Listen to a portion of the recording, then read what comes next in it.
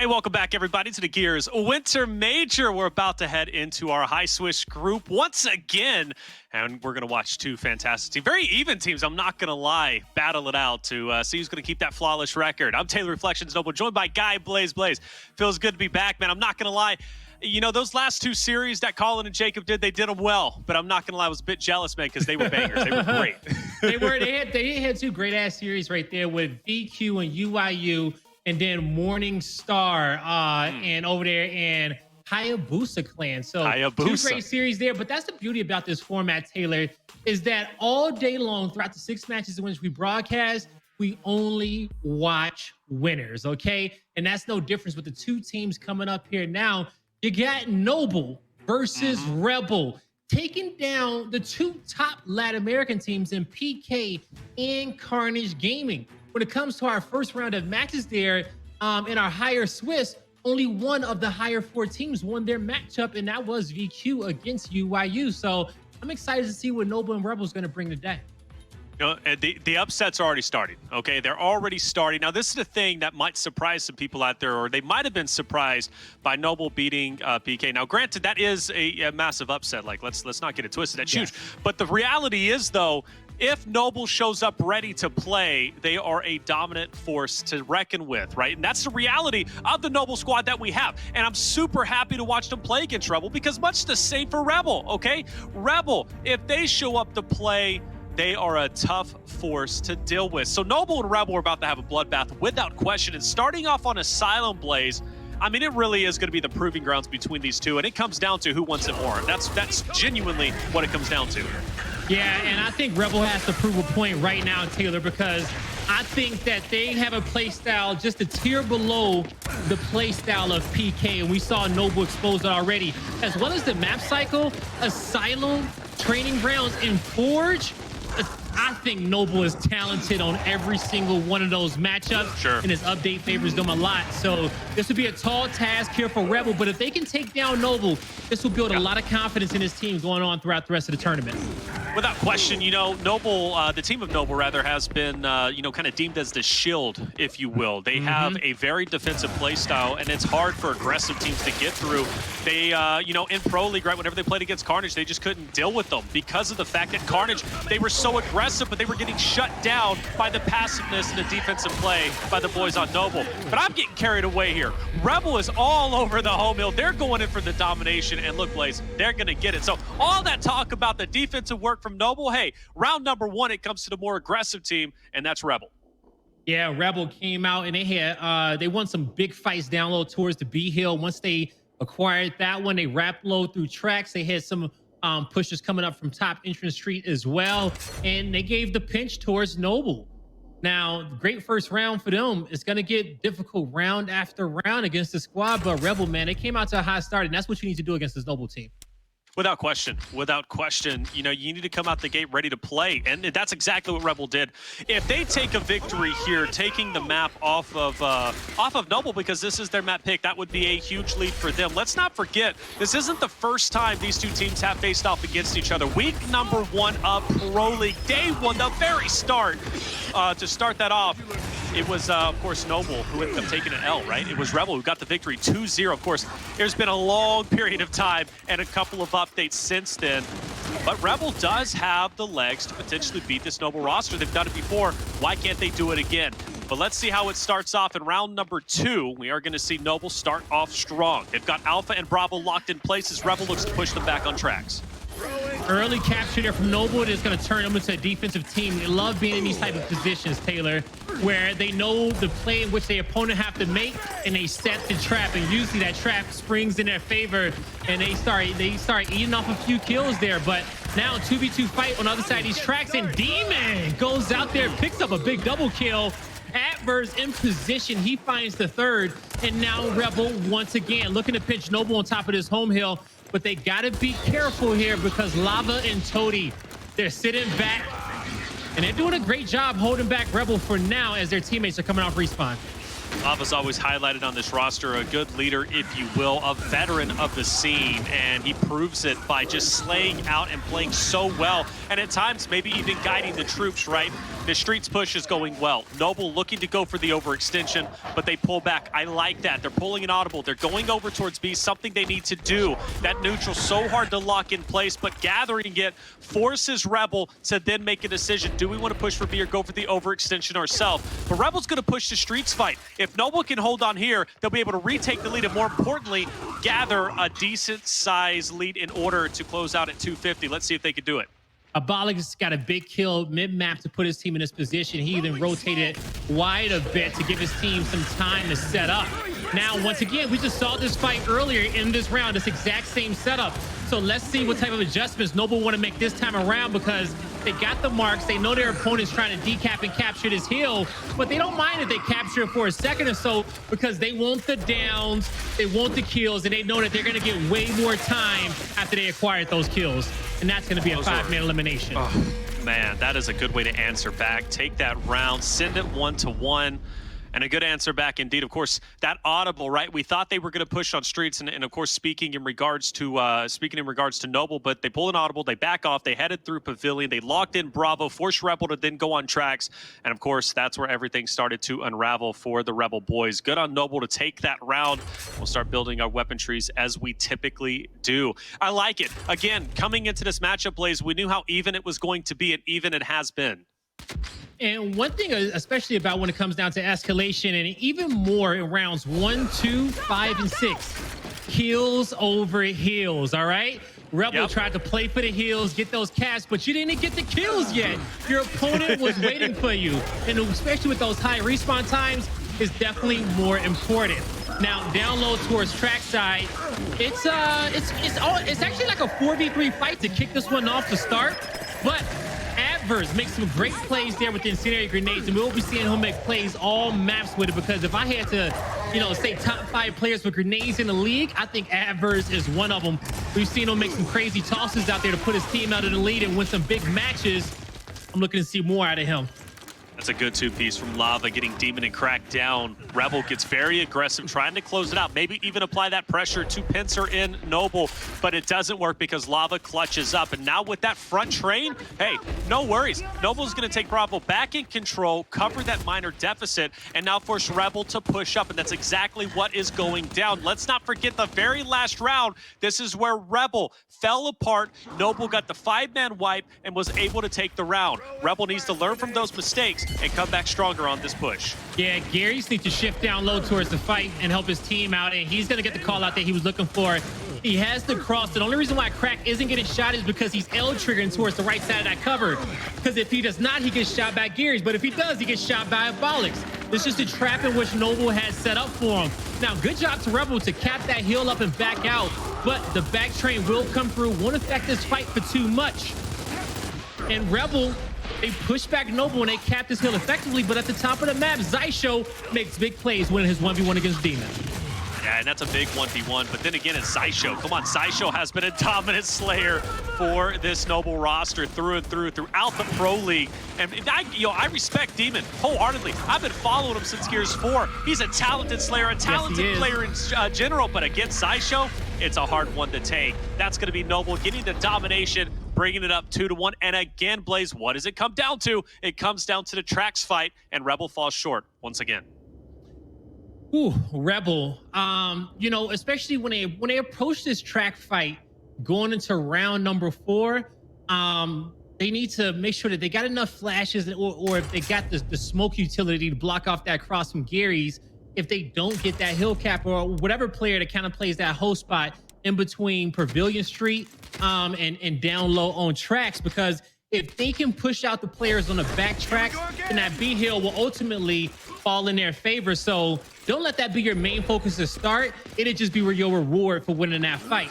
Now, kicking off this round, Noble, they're going to send 3 players down low. Rebel will as well, but they're going to send Demon towards mid-map so he can get a different angle in on this fight. We'll see what he can do with this little advantage that he has. Yeah, I'm happy with that. You know, change it up, shift it up, right? Something's not working, might as well change it. Send Demon to Pavilion. He can hold his own there if he gets challenged, whether it be from the flank or the front.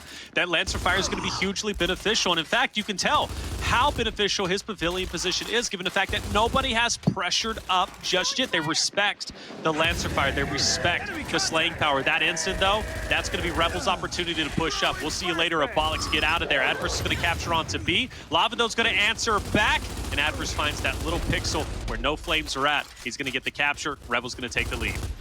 Addvers with another great nade to push his team up just a little bit more on the map so he can get this capture. Now, they got numbers in this area, but do they capitalize on these two players in the back? Now they will.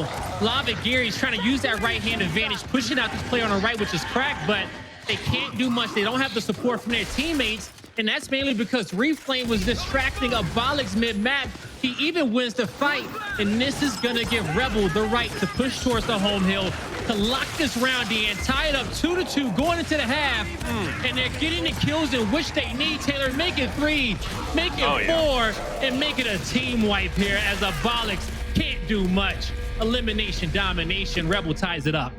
Well done. And you know what? That is a big tie. Going into the second half all tied up, hey, it's a fresh half, fresh start. You know, it was looking like from rounds 2 and 3, I'm thinking to myself, man, Noble's going to take a decent lead, right? They're going to go into the next half up 3-1.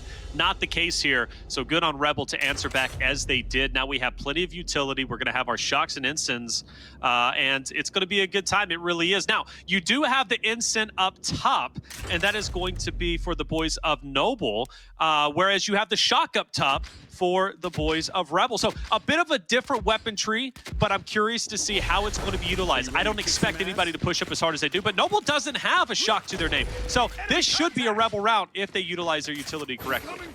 It should be, but man, I started asking myself, where is Lava gonna put that front spawn utility nade when his team needs him to?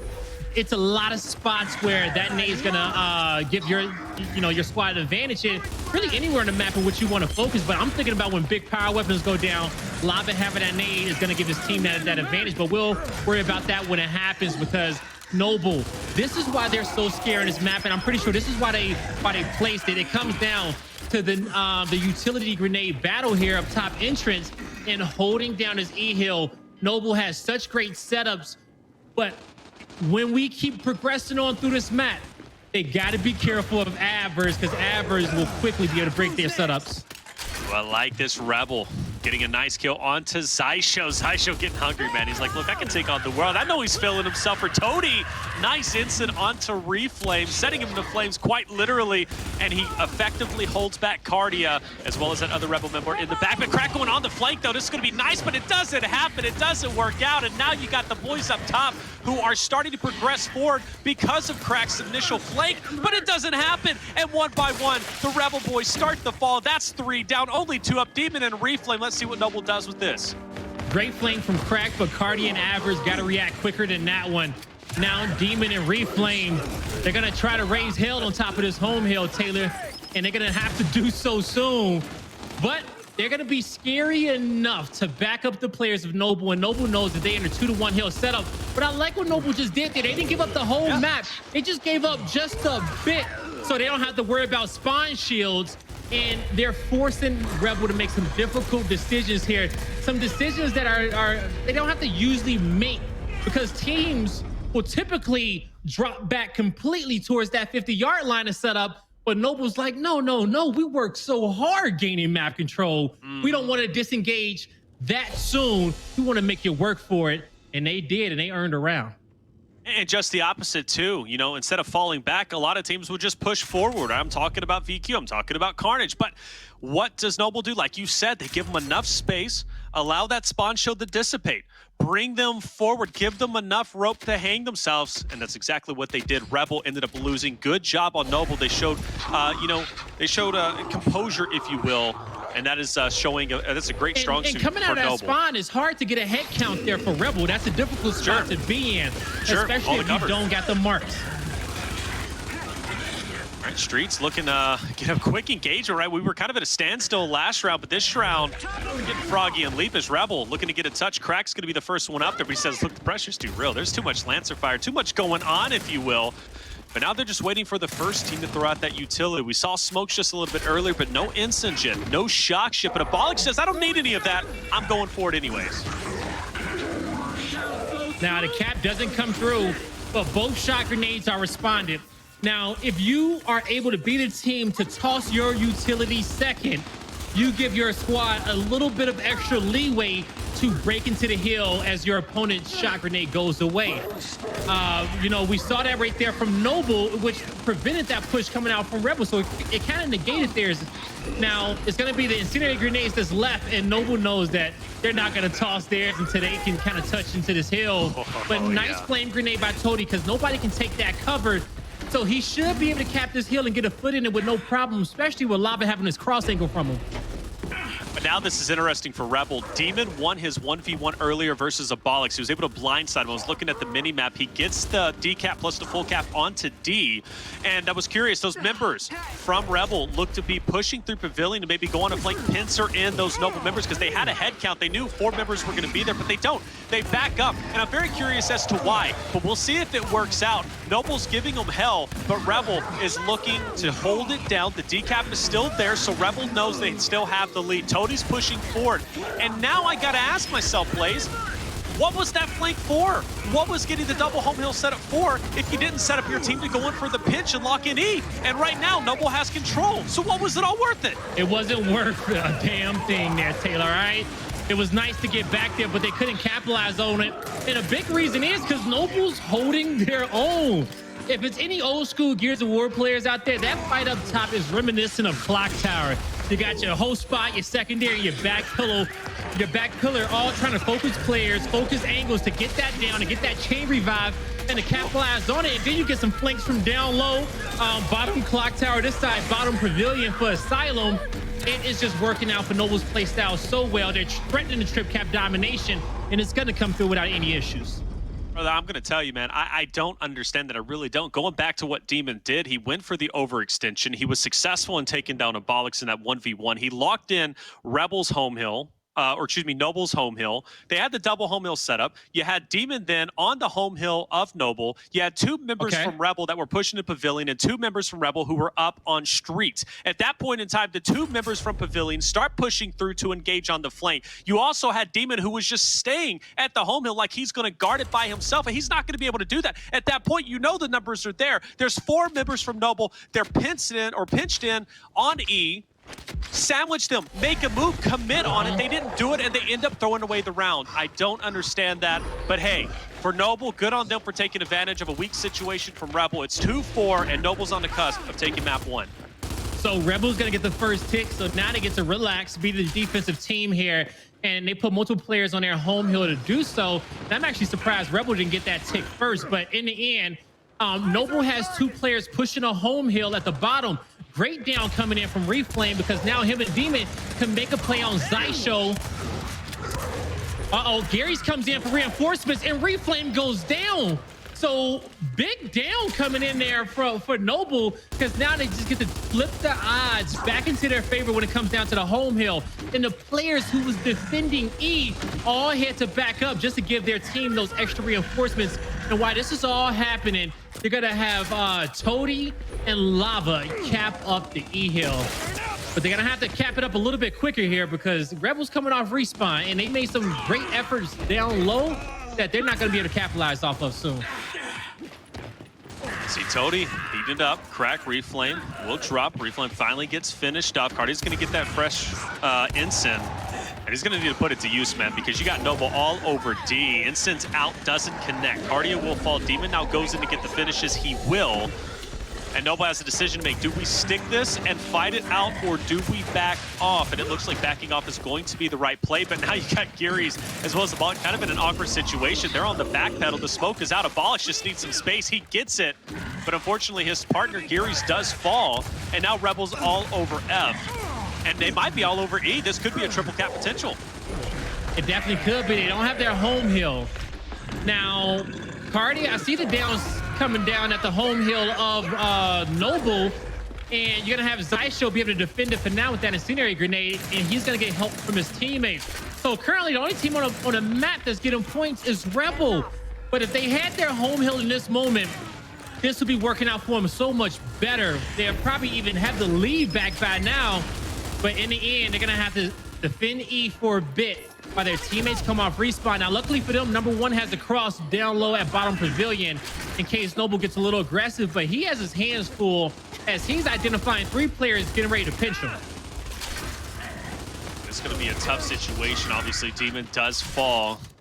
And Noble's kind of spread across the map. They're going for the overextension themselves. They know it's going to be a 2v1 versus Kardia. Now, the benefit of this is, yes, they'll get the decap. It's going to be hard to maintain. They could pressure in on E. But if they take down Kardia, he's on his last life. But I agree. They need to push forward, but they're not.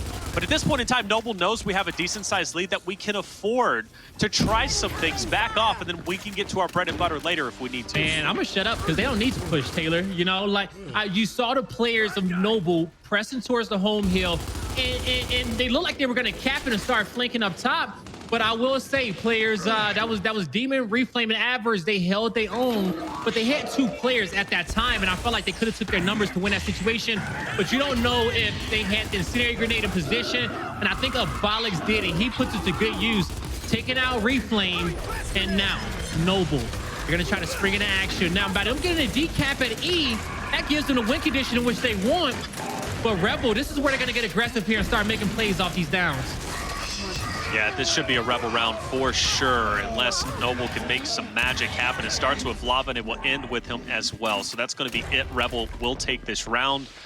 As Noble, they know it's just not worth it. Abolics, 1 out of 4 lives. He's going to go ahead and save that and come into the next round with 2 out of 4. Life management, right? Respawn economy, it matters, but good on Rebel for staying alive. That was a long round, a lot of commitment on both sides, and that means this initial is going to matter more so than any other initial before. Oh man, this is it. This is the one. You got to come out here and get your team off to a great start. Now, when it comes down to weapon placements, Rebel says, you know what? We want to block your incendiary grenade. But do you block the shock up top, or do you block the incendiary down low for your opponent? You can even level up. Now, on the flip end, with Noble being behind a little bit of weapon placements, they use this opportunity to get their shock grenade at a minute like their opponents. And since they got the 1 weapon placement before with the drop, they're going to give their team, they still got a nade to utilize up top if they need to in the hands of Lava. But we're going to see him put it to use in just a bit. Oh yeah, everything comes down to this. Again, this initial matters. It matters on both regards. To say Noble wins it, hey, Rebel's going to be hurting. But if Noble, or excuse me, if Rebel wins it, Noble's going to be okay for the most part. I'm looking at Abolics, though, who's going to be on lives 1 out of 4. And, of course, if you have 1 weak link in the chain will snap. It will break, right? So I think Noble can respect this and understand this, but for the most part, they're okay. But Rebel does have that 1.5 lead. So it's theoretically up to Noble to make the first move. But it looks like Rebel wants to go ahead and do it themselves. And honestly, not a bad thing to do if you feel there's an advantage. And also, their opponent does not have that insta-kill potential with the incendiary grenade since they blocked it. Rebel's in a damn good position here to get this one all tied up 4-4 and send us to round 9 if they can keep their composure. By them being a defensive team here, they know exactly what their opponent's focus is going to be. It's the E-hill. They just have to make sure they can use their utility grenades, get the focus fire there. And number 2 got a great cross from down low. That was Reflame. Even though he has a fight in player 6, he knows that he needs to help his teammates here in this moment the best way that he can. And he's doing a good job. Yeah, Rebel looking to send this to a round 9, and honestly, the possibility is very real. Reflame, though, dropping, that hurts. That really hurts because now he's going to be on lives 1 out of 4. Demon also might get eliminated. That shock is solid, though, and that's going to stop Noble from progressing up. But they're already on the overextension. But it's saying Noble's spreading themselves thin, but they're committing. Also, at the time when Reflame pushed Abolics, even though he died, he allowed his teammates to get those extra points on E. But what will it matter if your opponent trip caps dominates you right after that? Demon gets a double, Addvers gets 1. That's 3 members down of Rebel. And my fault, that's 3 members down of Noble. And then you're going to have Rebel survive for now. This thing, man, things are getting crazy plays. Like, you got Reflame on his last life. You've got a couple now on Noble who are getting relatively low too. Noble needs to be careful on this push, this defensive setup, if you will, because a lot of players are at risk of dropping down to 1 out of 4. And not a place you want to be. Either way, they do have the lead, and they've got the objective, so Rebel has to make a decision first. Noble, they're happy with the standoff, the standstill. That nade was beautiful. Coming. That was great. And you know what? Gearries is gone, right? Or at least it drops him down to 1 out of 4. But is it going to be enough? The decap does come through. The shock is in the corner, and look at everybody pinned up from Noble, man. It's just shooting time for Crack, basically. Now, Noble knows that since their opponent used their incendiary grenade, and I think they may have used a shock as well, this is going to be their best opportunity to decap this E-Hill and to take this map. We'll see if they can do it. They're in a good spot, but they have to decap the E. Now, Rebel, their Lancer and their Crossfire is so good here. Noble cannot break this defensive setup. They're going to have to try to focus Kardia. Look to be doing that as he backs up. Lava, though, is going to pick up a beautiful kill on the Crack. That's massive because now he gets the full cap. And with the points so close, every point matters. However, the overextension is there. But at this point in time, Rebel understands where they're at. They've got to get this decap on E. That's why Kardia aggressively pushes in. But I think they're just a little bit too late. And Noble will take it 5-3. And a good win for them. They win their map, and that is huge. Yeah, man, that is so huge for Noble there. They're going to strike first in map number 1.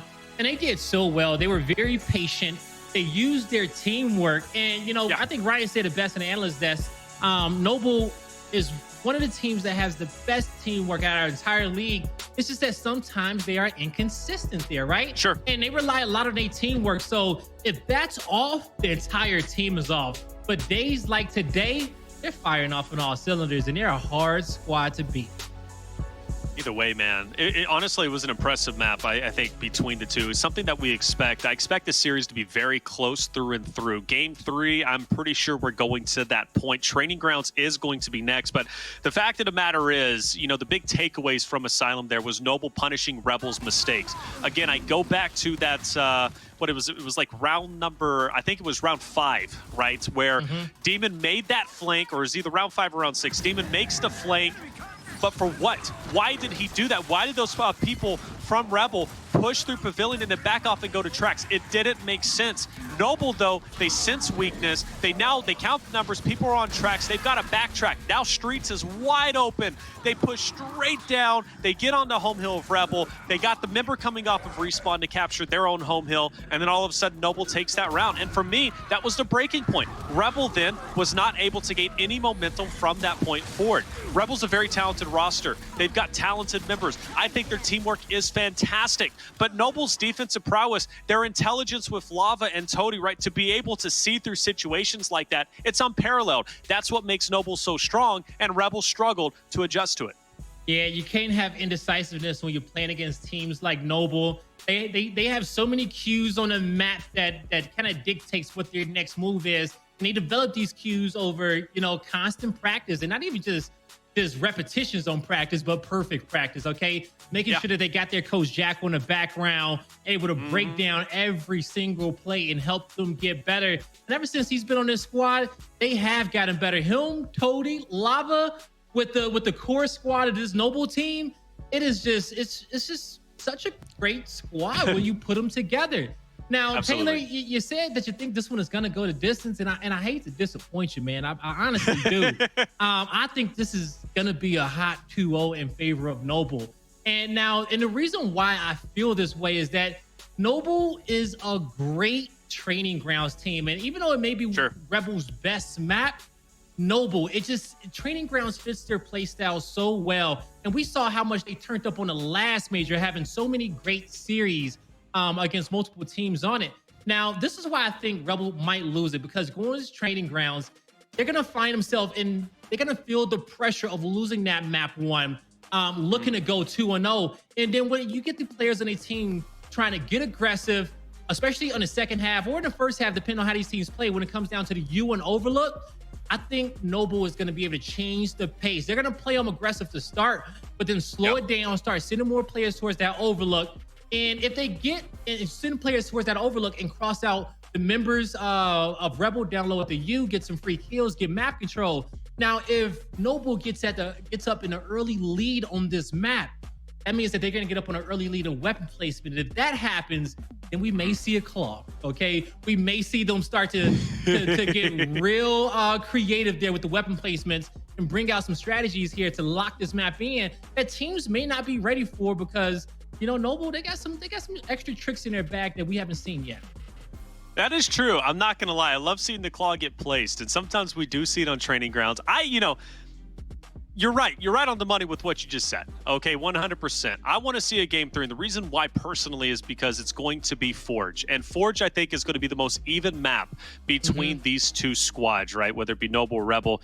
They both had success there. I mean, after all, if you look at the overall, they both theoretically tied in Pro League. Of course, it was Rebel who ended up getting the leg up because they got the victory over Noble in that week number 1 with that 2-0 victory. Or else, if they wouldn't have played each other, they would have been tied. They had the same record overall. They are neck and neck. Training grounds is, in fact, going to be the wake-up points, or the realization point, if you will, for the Rebel boys. If they lose this and they end up going 1-1 in the Upper Swiss, right, it's not going to hurt them per se, but it is going to add an added level of pressure, right? Because winning this basically guarantees that you're going to be one of the top 4 teams. So this is a big series to take, without question. But I'm not going to lie. Noble right now is definitely looking like the better team. Again, because they're capitalizing on the mistakes of Rebel. Overall, I think they just have a little bit more up their sleeve. Rebel is a go-go-go team, right? Noble is a team that can do that with Xysho and co, but they can also stand back and put up that shield, and that's where they start to thrive. And so I'm gonna say this too as well, Taylor. Noble has been looking for that rematch after week 1 of the Pro League, because they were beating Rebel until I think Xysho lagged out. And then from that point on, they Xysho, I want to say Xysho lagged out of that series, and it was actually probably the UIU series, but that week 1, Noble had a lot of issues, and it took them a while to get back into it. But now they have progressed coming up into this point. It's major time, and we're seeing what Noble was made out of. Right, here we are. That U fight going down for Rebel. They strike first on the B, but quickly answered back from Noble. However, that advantage is going to be short-lived, as Rebel's already going to be on that overextension, lonking it in. Now for Xysho, though, he is going to have to go against Demon in this 1v1 for Overlook control. A valuable position to have, not only because it allows added insurance for you to go on the overextension to go home hill to home hill, but also so you can Lancer out on that neutral position for B. Either way, though, it's a match scramble for A, and Noble's looking to lock it in, and it looks like they're going to. Yeah, it's looking like they're going to indeed. Noble, they get their home hill back. A nice opening strategy there from Rebel. We've seen this strategy on training grounds change a lot. You can either focus from home hill to home hill, or you can play for your home hill and play for B and allow like your opponent to, as we saw, Rebel, they wanted to get towards that A hill. But if you got a player in your heaven across map at B, he has a lot of angles on anyone who tries to cap that hill. So it just depends on your team's reaction time, because you can't capitalize on your opponent's aggressiveness going from home to home. Right, Demon in a 1v1 fight, trying to lock it in. Flank, though, from Gearries. Good teamwork between Toti and Gearries. Xysho, though, on the other end is looking to make some magic happen. Can't do it as Kardia will get that kill, and that's a big one. He was the last one standing, so the team wipe doesn't come in. He keeps Rebel alive. But the reality of the situation is this, Blaze. A lot has been committed in this round 1 already, and I'm scared that both teams are going to recklessly give up their respawn economy here for this round alone. And you make a valid point there, Taylor, because I think Rebel should not take another team fight here. And now it's a few respawns to give here on the side of Noble. If they can stay alive and hold their positioning, play their play style, slow it down a bit, back up, pre-fire some of these choke points that your opponent's going to focus, gaining map control, and that extra added pressure can give them the win condition in this round without them having to get the trip cap domination points or the elimination victory. Just slam out and force them not to respawn. I think that's the best way to do it. Noble looking solid. You talked about Noble getting that early start, how beneficial it was going to be versus this Rebel roster. Well, they are starting it. The chainsaw is out. You didn't have to do it to them, man. You already had them down on all 4s. Why'd you got to do that to Addvers, man? Look, the trash talk is starting in more ways than one. The pressure is real, and Noble is feeling on top of their game. Yeah, Noble is really comfortable on this map on training grounds, and it kind of showed there in that first round. So they know how aggressive their opponent is going to play them. And they're like, all right, cool, we playing for this one. We got you. They know exactly what to do to make the adjustments going on to the next round. So I honestly do not think that we're going to see Rebel succeed with that home hill push that we saw in round number 1. and I'm curious to see what adjustment do they make. You know, if they're lucky, maybe they might go for Overlook instead and put more focus on B. We're about to find out, but it's looking like a 4v4 fight is about to ensue. I like this a lot. Committed. Respawns are still pretty long. This is only the second round of the first half, and they're committing a 4v4. Absolute insanity for Rebel. They're going to be pushing up, wolf-packing together, and Toti is looking to lock it in with the Abolics. The Lancer is out, and it's in a blender. Addvers goes. He can't catch a break. Meanwhile, for B, though, you got that 1v1. Lava's going to lock it in for himself. Kardia is going to go for the challenge. I don't know, man. Rebel, they've got to win this fight, but they're not. One by one, they continue to fall. Rebel got outstratted, okay? When you play Trading Grounds, defensive teams play Overlook, offensive teams play down low on you. Now, for Noble, they had a right-hand advantage up top on Overlook. They got it for free, and they just crossed out their opponent because when Rebel did not see them, they recognized, like, damn, okay, we're in the trap now. Either we got to back up and give up this position, or we got to go up and fight. Now, I think Rebel next time around, he needs to at least send one of their guys up top to prevent the rotation around Overlook so they do not get pitched. They learned a valuable lesson there that round. Now, I don't think they're going to get the same look going on to this one because Noble may throw a different look at them.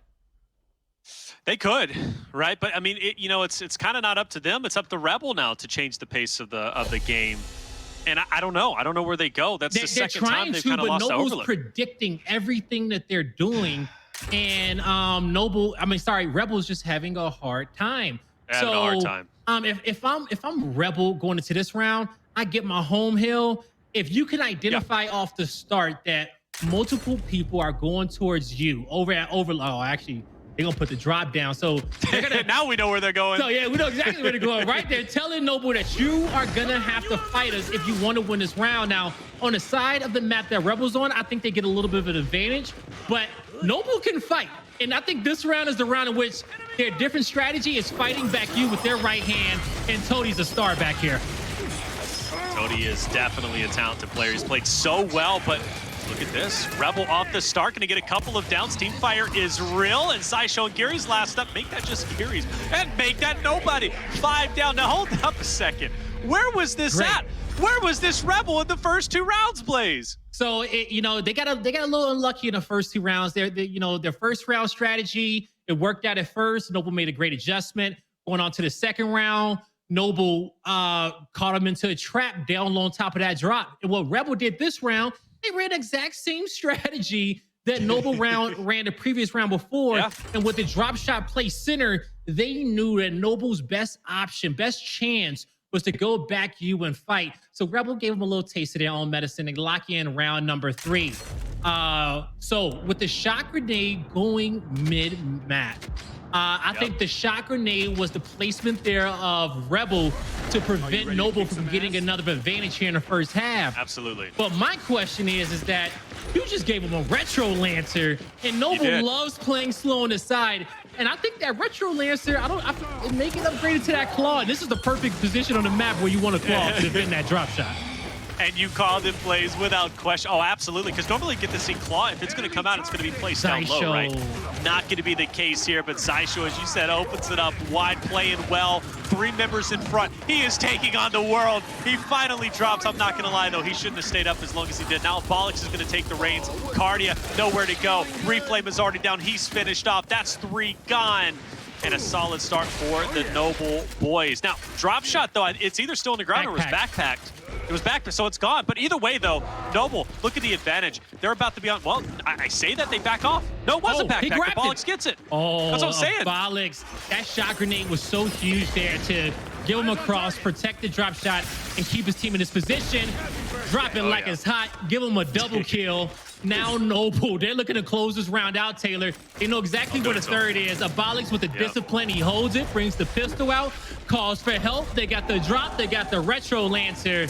And you know, this Noble team here, man. They're gonna lock this one in. They got too much firepower. Never too much, man. Never too much. It's always good to have a little bit added in the reserve, or a little bit overkill, if you will. And that shock is going to stop them. Nowhere you can go. You're just gonna get fried up. Well, 3-1, Noble takes it. And that's a powerful win, right? Because that drop shot fight is now going to be ever so crucial, given the fact that not only are you fighting for the drop shot, but also the neutral on the second half. Now, we have seen Rebel open it up wide, but Noble answers back, which shows they are able to adapt, right? They are able to adapt, and that is huge. So now let's see what happens to this retro. Probably nothing. Noble is going to choose to give another one of their front spawns utility. And I like that. So you can let that guy toss his knee wherever he needs to. Rebel, they're going to run that same defensive strategy, prioritize the overlook, try to trap these guys out wide. Now, they won't have that shot grenade, but they will have some flashes. I don't think they will grab those flashes out to start because one guy may get there a little bit too late. But on the flip end, they may play it slower. I think that Noble is going to use this extra utility grenade to fight top overlook, win that fight, rather than extending out wide for the drop. And I feel that's the best play. Why not? Xysho in the Gearries back. Look at how hard that hits. That retro putting in work. Of course, it only results in some downs. The rest of the team is there, but even getting the drop shot early on, this is massive. And this could make a tricky situation much more positive as Toti's going to get dropped off. Gearries now going to push into a 1v2. He's going to get chunked, and Rebel looks to be off to a great start. I'm honestly surprised how Gearries couldn't down out the players right there with the drop, especially having that extra help from his teammate. And a Retro Lancer, you know, I don't think that Rebel should have got away with that drop. It was a great strategy ran there by Noble, but on the flip end, that's a hard side of the map to win. Yeah, Rebel made big plays right there. That was a huge round for him.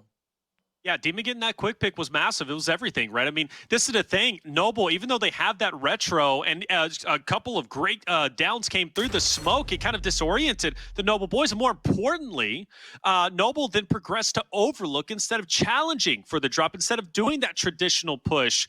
Well, the retro is out on both ends, and that makes things interesting. Ooh. And the long shot, hey, some heads will roll, baby. Some heads will roll. Retro Lancer evolves into Sniper. And if I can think if any player on the map is gonna get this one, give it to Abolics, okay? Because Abolics will make heads roll. And I'm pretty sure he's probably just as excited as I am, Taylor. He hits shots through smokes as well. It don't matter. Oh, he doesn't do it. Taylor. He does. Oh, it don't matter. So nasty. Plays you called. Oh, it goes in for the second. Now he's got to bring out that Nasher. 15% better with the sniper in his hands. That was an easy fight for him. I don't know if that was 15. Oh my goodness, crack. Well, you can't push Abolics like that. He gets the finish with it. Abolics is putting on a clinic. Let the man live. Let Rebel live. I'm telling you, man, this is what makes a Noble so good. When it comes down to those secondary weapons, Retro Lancers, Hammer Burst, Snipers, Marksers, whatever they can build, it works out for their play style because of the pace in which they love to play the game, their teamwork. They play off their advantages, and this is what makes them so strong. They're in major form. I love it, man. It's moments like that just make me think, like, I'm the luckiest guy in the world to be here casting alongside you, casting for the Winter Major, because, man, these guys are giving it their all, and I love watching every minute of it. Lava with the drop shot. He's just going to hang out and wait for Rebel to push through that choke one. It's going to be hard to pressure in. And no, crack, you got that retro, but the drop shot, it's superior in every way. Something else that's superior is Vanquish, man.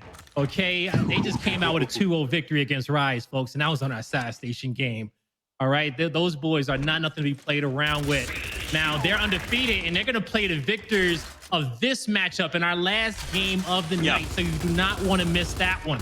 Now, back in this series, E-Hill, F-Hill locked in for Noble. They got all the power weapons in which they need. Snipe ammo's coming up soon. Lava may even want to get a piece of that, but he got drop shots to use. Noble, they're getting downs, they're playing their numbers, and they're doing a great job rotating around the map and helping each other out. Rebel's trying to just get any piece of advantage that they can get, and you could see them spreading themselves thin across the map, and they're running out of the options.